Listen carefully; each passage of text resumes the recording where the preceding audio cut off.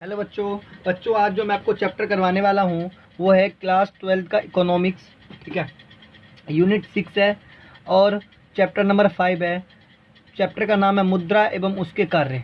ठीक है, तो बच्चों आपको बुक पढ़ने की आवश्यकता नहीं है। आपको मैं जितना क्वेश्चन आंसर करवा दूंगा बस आप उसे ढंग से देख लीजिए, आपको लगभग आपका पूरा चैप्टर कवर हो जाएगा। ठीक है, तो पहला क्वेश्चन है वस्तु विनिमय प्रणाली क्या है। या तो क्वेश्चन ऐसे भी कर सकते हैं वस्तु अर्थव्यवस्था क्या है। तो मैं आपको पहले समझा देता हूँ। वस्तु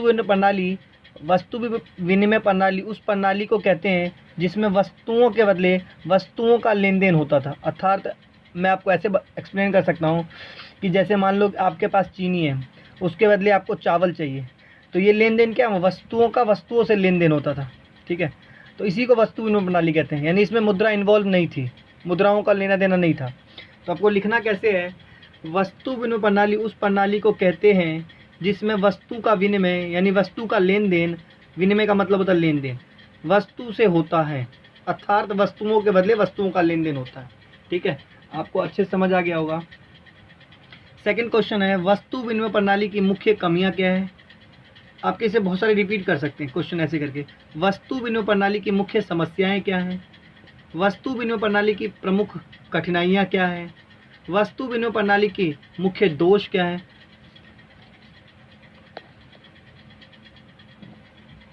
या तो क्वेश्चन ऐसे करके भी आ सकता है वस्तु विनिमय प्रणाली की मुख्य सीमाएं क्या है। ये सारा क्वेश्चन एक ही जैसा था, बस एक एक वर्ड का चेंज था। ठीक है, कठिनाइयाँ, दोष, सीमाएं, तो बस इन्हीं सब चीज़ों का फ़र्क था। बस आप देख लीजिए, इसका मतलब आपको एक ही क्वेश्चन है। इसका मतलब वस्तु विनिमय प्रणाली की प्रमुख कमियां इस प्रकार हैं। तो मैं एक एक कमियां बता रहा हूं। पहले आवश्यकताओं के दोहरा सहयोग। आवश्यकताओं का दोहरा सहयोग का मतलब क्या है, जैसे मान लो कि जैसे मैंने बताया कि आपको एक वस्तु के बदले दूसरी वस्तु चाहिए। जैसे आपके पास चीनी है और आपको चावल चाहिए, तो आपको ऐसे व्यक्ति को तलाशना होगा जिसके पास चावल हो और जो आपसे चीनी ले सकता है। यानी उसको भी चीनी की आवश्यकता है और आपको भी चावल की आवश्यकता है। तो ये जो एक लंबी कठिन प्रक्रिया थी, बहुत लंबी प्रक्रिया थी। ठीक है, तो इसी को कहते हैं आवश्यकताओं का दोहरा सहयोग। यानी एक व्यक्ति की वस्तु दूसरे व्यक्ति की आवश्यकता को पूरा करे और दूसरे व्यक्ति की वस्तु पहले व्यक्ति की आवश्यकता को पूरा करे। इसी को कहते हैं आवश्यकताओं का दोहरा सहयोग। ठीक है, आवश्यकताओं का दोहरा सहयोग मैं एक बार एक्सप्लेन कर देता हूँ आपको। आवश्यकताओं का दोहरा सहयोग से अभिप्राय यह है कि एक व्यक्ति की वस्तु दूसरे व्यक्ति की आवश्यकता को पूरा करे तथा दूसरे व्यक्ति की वस्तु पहले व्यक्ति की आवश्यकता को पूरा करे, जो कि एक कठिन समस्या थी। मैंने आपको बता ही दिया। अब मैं आपको एक्सप्लेन कर देता हूँ एक एग्जाम्पल के। इसी कारण से वस्तु विनिमय प्रणाली में लेन देन जो हुआ करता था बहुत सीमित हुआ करता था। ठीक है, उदाहरण के लिए यदि आपके पास चीनी है और उसके बदले आपको चावल की मांग करते हो, तो इस लेन देन के लिए आपको एक ऐसा व्यक्ति खोजना होगा जिसके पास चावल हो, है ना, और जो आपसे चीनी ले सकता है। ये नहीं कि उसके पास चावल हो मगर वो कहे नहीं मेरे को चीनी चाहिए, मेरे को इसके बदले कुछ और चाहिए। तो ये तो बहुत लंबी प्रक्रिया थी, ये एक जटिल समस्या थी। ठीक है, इसी को कहते हैं आवश्यकताओं का दोहरा सहयोग। यानी एक व्यक्ति की वस्तु दूसरे की आवश्यकता को पूरा करे और दूसरे व्यक्ति की वस्तु पहले व्यक्ति की आवश्यकता को पूरा करे, है ना। ये बहुत कठिन प्रक्रिया थी।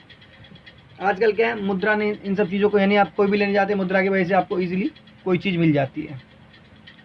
इसका सेकंड जो कठिनाइयाँ थी वो है वस्तु मूल्य के मापक का अभाव। अब मूल्य का मापक क्या होता है, एग्जाम्पल के लिए मैं आपको बताऊँ मूल्य का मापक। वस्तु विनिमय प्रणाली में दूसरी कठिनाई जो थी, वो किसी चीज़ की वैल्यू अब जज नहीं कर सकते थे कि इसकी वैल्यू इतनी है, इसकी वैल्यू इतनी है। आप बता नहीं सकते थे उसकी वैल्यू कितनी है। तो यही है मूल्य के मापक का अभाव।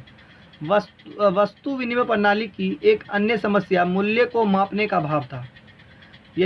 अब यही मैं कह रहा हूँ, उदाहरण के लिए यदि आपसे पूछा जाए कि आपके कार का मूल्य क्या है, तो आपका आंसर होगा 20 लाख रुपए। आज यही बोल सकते हैं 20 लाख रुपए। क्या यही उत्तर आप वस्तु विनिमय प्रणाली में दे सकते थे? तो इसका आंसर होगा बिल्कुल नहीं दे सकते थे। आप किसी चीज़ की जज ही नहीं कर सकते तो आप उस टाइम क्या बताएंगे कि कितने की है। आप कोई चीज़ जज ही नहीं कर पाएंगे कि कितने की है कि कितने की नहीं है। तीसरा जो है इसका पॉइंट वो है मूल्य के संचय का अभाव। इसको मैं पहले एक्सप्लेन करता हूँ, फिर उसके बाद मैं आपको बताऊँगा। मूल्य के संचय का मतलब यानी किसी चीज़ को आप बचत के रूप में अपने पास रख नहीं सकते। जैसे एग्जाम्पल के लिए आजकल क्या करते हैं, हर व्यक्ति जो कमाता है वो अपनी आय का कुछ भाग अपने पास रखता है, बट यही वस्तु विनिमय प्रणाली में नहीं होता था। अगर वस्तु विनिमय प्रणाली में लोग क्या बचाए, अनाज बचाए, चावल बचाए, मतलब गेहूँ बचाए, और बचा भी लेको कितने दिन तक, क्योंकि वस्तुएं जो होती है वो नाशवान प्रकृति की होती है। ठीक है, तो यही है वस्तु मूल्य के संचय का अभाव। मूल्य के संचय का अभाव यानी प्रत्येक व्यक्ति अपनी आय का एक भाग भविष्य के लिए बचा कर रखता है, उसे ही मूल्य का संचय कहते हैं ना। जितना कमाते हो उसका थोड़ा बहुत तो बचा लेते हो। थोड़ा बहुत बताने का मतलब है कि आपको भविष्य में जरूरत पड़ सकती है उस चीज़ की, है ना। हम जानते हैं कि वस्तु विनिमय प्रणाली में मुद्रा उपस्थित नहीं थी। उस समय लोग वस्तुओं के रूप में बचत करते थे, परंतु वस्तुओं को संचय के रूप में अधिक समय तक नहीं रखा जा सकता, क्योंकि वस्तुएं जो होती है वो नाशवान प्रकृति की होती है ना, बहुत जल्दी खराब हो जाती है। 1 साल 2 साल 3 साल में खराब हो जाएगी वो आपकी फसलें। विभाजन में कठिनाई, वस्तु विनिमय प्रणाली की जो चौथी समस्या है वो है विभाजन में कठिनाई। विभाजन का मतलब क्या है, जैसे मान लीजिए आपको एक शर्ट के बदले 10 किलो चावल मिलता है। ठीक है, एक शर्ट के बदले 10 किलो चावल मिलता है, मगर आपको 2 केजी चावल की आवश्यकता है, तो आप उस शर्ट को 5 टुकड़े कर सकते हो? नहीं कर सकते उस शर्ट के 5 टुकड़े। ठीक है, ये होते विभाजन में कठिनाई। कुछ वस्तुएं ऐसी होती है जिनका विभाजन नहीं किया जा सकता, जैसे मैंने आपको बताया शर्ट का विभाजन नहीं किया जा सकता, क्योंकि विभाजन करने से वस्तु की उपयोगिता जो होती है वो कम हो जाती है। उदाहरण के लिए यदि आपके पास एक कमीज है यानी शर्ट है, जिसके बदले में आपको 10 केजी चावल प्राप्त हो सकते हैं, परंतु यदि आपको उसके बदले 2 केजी चावल की आवश्यकता है, तो आपको फिर वो लेन देन संभव नहीं हो पाएगा, आपका लेन देन। ठीक है,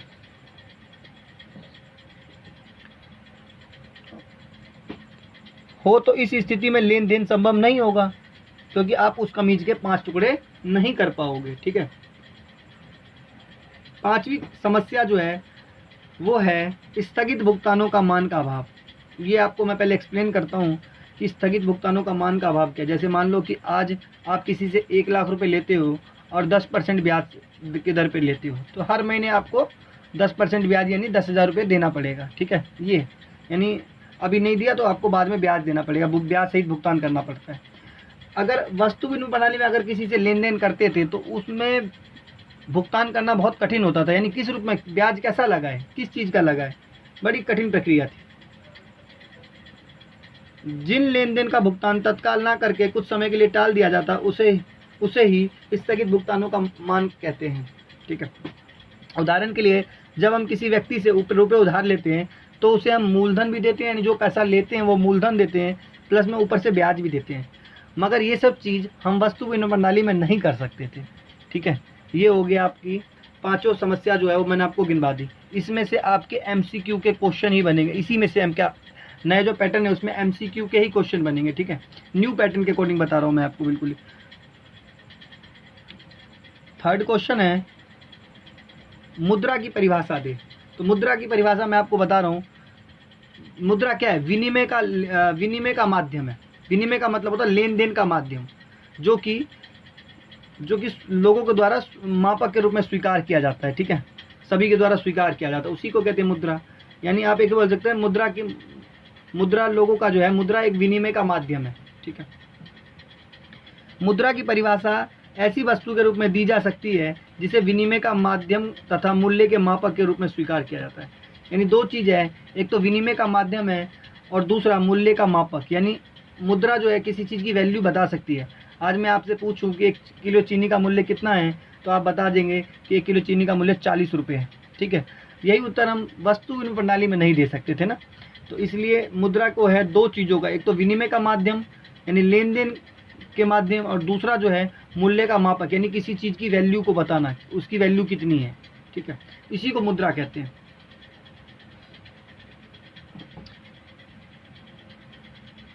4th क्वेश्चन जो है आधुनिक अर्थव्यवस्था में मुद्रा के कार्यों को समझाइए। अब आधुनिक अर्थव्यवस्था में जो मुद्रा अब आ गई है आज की अर्थव्यवस्था में, तो मुद्रा के कार्यों का एक्सप्लेन बताइए, पूरा समझाइए। तो आपको लिखना है कि आधुनिक अर्थव्यवस्था मुद्रा के कार्यों को 3 भागों में बांटा गया है। तो पहले भाग को मुद्रा के प्राथमिक कार्य, इसमें 2 पार्ट है। तो मैं बताता हूँ विनिमय का माध्यम। विनिमय का माध्यम यानी मुद्रा ने सभी चीज़ों का लेन देन जो कर दिया वो आसान कर दिया। आज आप पैसा लेके जाते हैं और कोई भी चीज़ आपको खरीदना हो आप अपनी इच्छा से खरीद लेते हैं, आपको कोई कठिनाइयाँ नहीं आती है। इसी को कहते हैं विनिमय का माध्यम। यह मुद्रा का सबसे महत्वपूर्ण कार्य है। इसी विशेषता के कारण मुद्रा सभी लेन देन को संभव बनाती है ना। जितने भी लेन देन करते हो सभी संभव जो होते हैं मुद्रा की इसी की वजह से होती है। अर्थात मुद्रा सभी लेन देन के बीच में मध्यस्थता का कार्य करती है। मुद्रा के आने से वस्तु विनिमय प्रणाली, जिसमें वस्तुओं के बदले वस्तुओं का लेन देन होता था, कि सभी समस्याओं को हल किया जा सका। वो दिक्कत नहीं आती जो वस्तु विनिमय प्रणाली में थी, ठीक है, कि सभी समस्याओं को हल किया जा सका। बिना मुद्रा के अर्थव्यवस्था की आजकल हम कल्पना भी नहीं कर सकते। अगर आज मुद्रा ना हो तो अर्थव्यवस्था जो होगी उसकी हम कल्पना भी नहीं कर पाएंगे, ठीक है।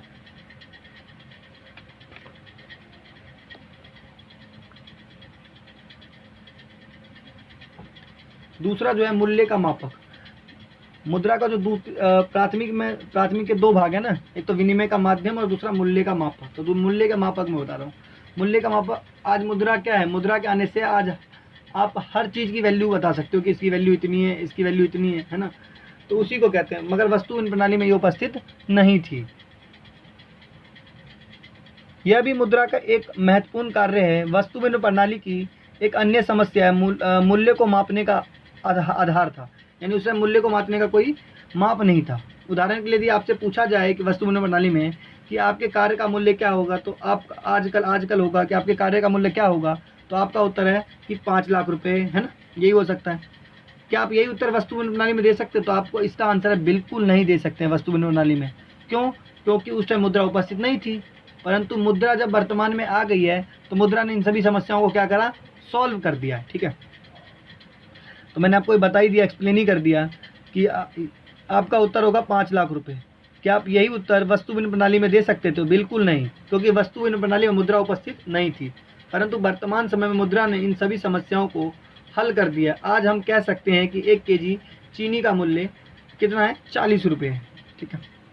मुद्रा के द्वितीय कार्य में भी 2 भाग हैं। तो एक है मूल्य का संचय। मूल्य का संचय जैसे मैंने आपको बता ही दिया, प्रत्येक व्यक्ति अपनी आय का एक भाग भविष्य के लिए बचा कर रखता है, उसे ही मूल्य का संचय कहते हैं। आप क्या बचत के रूप में जो पैसा रख सकते हैं ना, है ना, प्रत्येक व्यक्ति अपनी आय का एक भाग भविष्य के लिए बचा कर रख सकता है, ठीक है। इसे ही मूल्य का संचय कहते हैं। हम जानते हैं वस्तु विनिमय प्रणाली में मुद्रा उपस्थित नहीं थी। उस टाइम लोग वस्तुओं के रूप में वस्तुओं का क्या करते हैं, वस्तुओं का संचय के रूप में। वस्तुएं अधिक समय तक नहीं रखी जा सकती, इसलिए वस्तुएं क्या होती है, नाशवान प्रकृति की होती है। आप उस वस्तु विनिमय प्रणाली में वस्तुओं के रूप में लोग बचत करते थे, मगर वस्तु के रूप में लोग कितनी देर तक बचत कर पाएंगे, क्योंकि वस्तुएं जो होती है वो नाशवान प्रकृति की होती है। जबकि मुद्रा ने संचय के रूप में आसानी से रखा जा सकता है मुद्रा को, है ना, बिना किसी कठिनाई।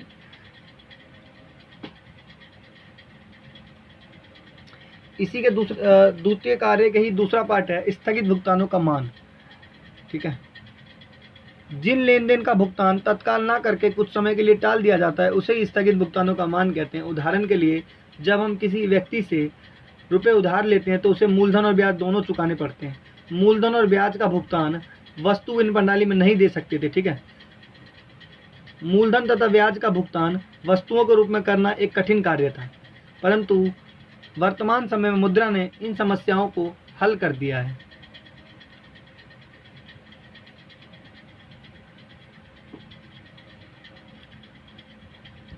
अब है मुद्रा के अन्य कार्य में है साख पत्रों का आधार।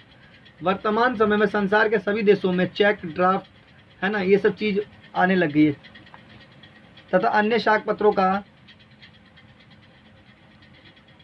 प्रयोग किया जाता है। इन साख पत्रों का आधार मुद्रा ही है, यानी आप किसी से चेक लेते हैं, आप किसी को ड्राफ्ट देते हैं, तो इसका मतलब क्या है, ये मुद्रा ही तो है एक तरह का। इन मुद्रा को ही क्या कहते हैं, साख पत्रों का। बिना मुद्रा के साख पत्रों का निर्माण संभव नहीं। अगर मुद्रा नहीं है और आपको कोई चेक दे रहा है तो वो चेक आप लोगे नहीं लोगे, ठीक है।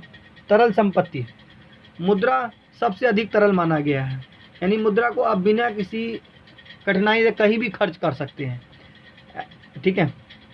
तरलता से अभिप्राय यह है कि मुद्रा को बिना किसी कठिनाई के खर्च किया जा सकता है, परंतु अन्य प्रकार की संपत्ति जैसे फर्नीचर, मशीन आदि को की भांति तरल नहीं है, इतनी भांति तरल नहीं है, क्योंकि फर्नीचर और मशीन जो होगी, पहले आप इसको मुद्रा में कन्वर्ट करोगे, ठीक है, फिर उसको कहीं खर्च कर सकते हो, क्योंकि इन्हें बेचकर ही कोई चीज़ वस्तु खरीदी जा सकती है ना। इसको बेचोगे, फिर पैसा आएगा, फिर कोई चीज़ खरीदोगे। मगर मुद्रा तो आप डायरेक्ट किसी से कोई सामान ले सकते हो अगर मुद्रा है आपके पास। मुद्रा का हस्तांतरण यानी मुद्रा एक जगह से दूसरे जगह तक लेने में बहुत आसान होता है। जैसे आपको पैसा एक जगह से लेके दूसरी जगह लेके जाना है, गाँव लेके जाना है, तो आप इजीली लेके जाओगे। क्या आपको मकान लेके जाना है, प्लांट लेके जाना है, तो आपको बहुत दिक्कत होगी इन सब में। मुद्रा को एक स्थान से दूसरे स्थान आसानी से हस्तांतरित किया जा सकता है, परंतु अन्य प्रकार की स्थिर संपत्ति जैसे भवन, प्लांट आदि के एक स्थान से दूसरे स्थान पर ले जाना असंभव की बात है, ठीक है।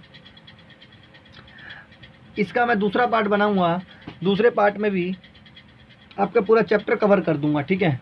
तो मैं दूसरा टॉपिक भी दूसरा मतलब पार्ट भी जल्दी डालूंगा, ठीक है। अगर आपको ये वीडियो अच्छी लगी तो ज़्यादा से ज़्यादा शेयर करें, ठीक है, कमेंट करें, और दूसरों को भी फ़ायदा हो जाए, क्योंकि लॉकडाउन में बच्चे ट्यूशन नहीं लगा रहे, तो इससे आपका ये फ़ायदा हो जाएगा, ठीक है।